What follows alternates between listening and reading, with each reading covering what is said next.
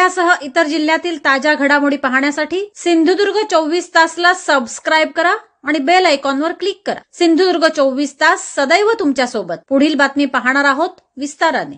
आरामाची गरज खासदार विनायक राऊत यांना नाही तर दीपक भाईंना जास्त आहे, म्हणून त्यांनी व्हॅनिटी व्हॅन आणली आहे।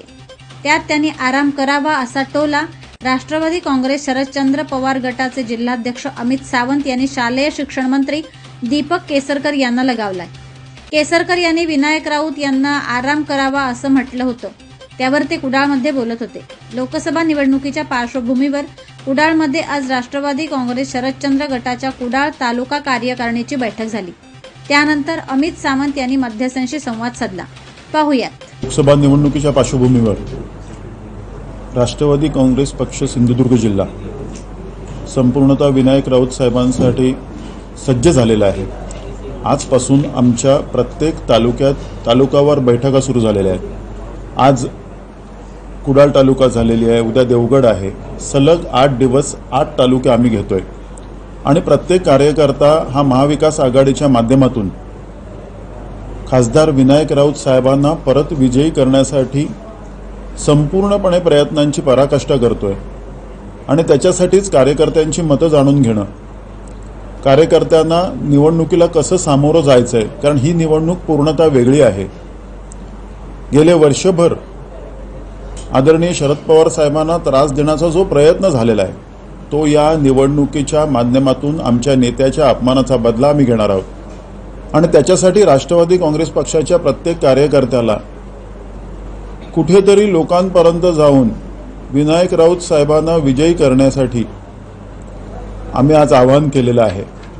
सर्व हेवेदावे, द्वेष, राग, लोभ सर्व आम्ही विसरून एकजुटीने एकसंधपणे विनायक राऊत साहेबांना महाविकास आघाडीच्या माध्यमातून, इंडिया आघाडीच्या माध्यमातून विजयी करणं हे राष्ट्रवादी काँग्रेस पक्षाचं पहिल्या प्रथमचं ध्येय आहे।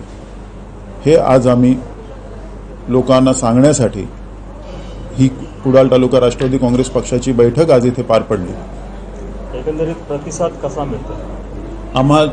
आम्हाला जेवढा वाटत होतं त्याच्यापेक्षा अनेक लोकांचा उत्स्फूर्त प्रतिसाद आहे।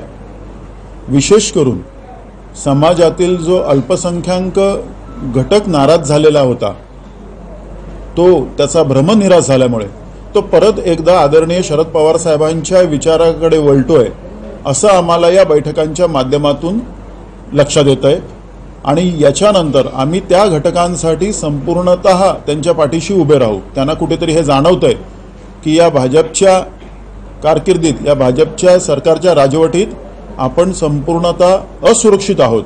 जर हे सरकार परत आलं तर आता आपलं काही खरं नाही हे त्यांना जाणवतंय। मग ते दलित असतील, मुस्लिम असतील, ख्रिश्चन असतील, जे अल्पसंख्याक आहेत त्या प्रत्येकाला हे जाणवतंय। प्रत्येकाचे प्रश्न वेगळे आहेत। त्यांना हे जाणवतंय की आता कुठेतरी आपण ही आपल्या अस्तित्वाची शेवटची लढाई आहे आणि ती सगळ्यांनी एकत्रितपणे लढली पाहिजे। म्हणून हा घटक सुद्धा आज आमच्या बरोबर आहे आणि पर्यायाने हा घटक विनायक राऊत साहेबांच्या पाठीशी उभा राहणार आहे।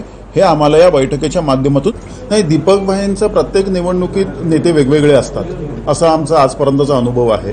2000 सालापासून आम्ही बघतोय, कधीतरी शरद पवार साहेब त्यांचे नेते होते, त्यावेळी राणेसाहेबांच्या विरोधात त्यांनी कसं रान उठवलं ते आम्ही सगळे त्यावेळी त्यांच्या बरोबर होतो, तो सुद्धा आम्ही अनुभव घेतलेला आहे। आता त्यांची भूमिका वेगळी आहे। जसं वारा येईल तसं पाठ फिरवणं हे त्यांचं पहिलं उद्दिष्ट असतं। आराम त्यांनी करावा, कारण व्हॅनिटी व्हॅन त्यांनी आणलेली आहे आणि त्या व्हॅनिटी व्हॅन ही आराम करण्यासाठीच आहे असं त्यांनी स्वतःच सांगितलेलं आहे। तर आमचं असं म्हणणं आहे की आराम त्यांनी करावा, याच्या पुढच्या सर्व निवडणुकात त्यांना आराम करायला लावण्याचं काम आम्ही करणार आहोत।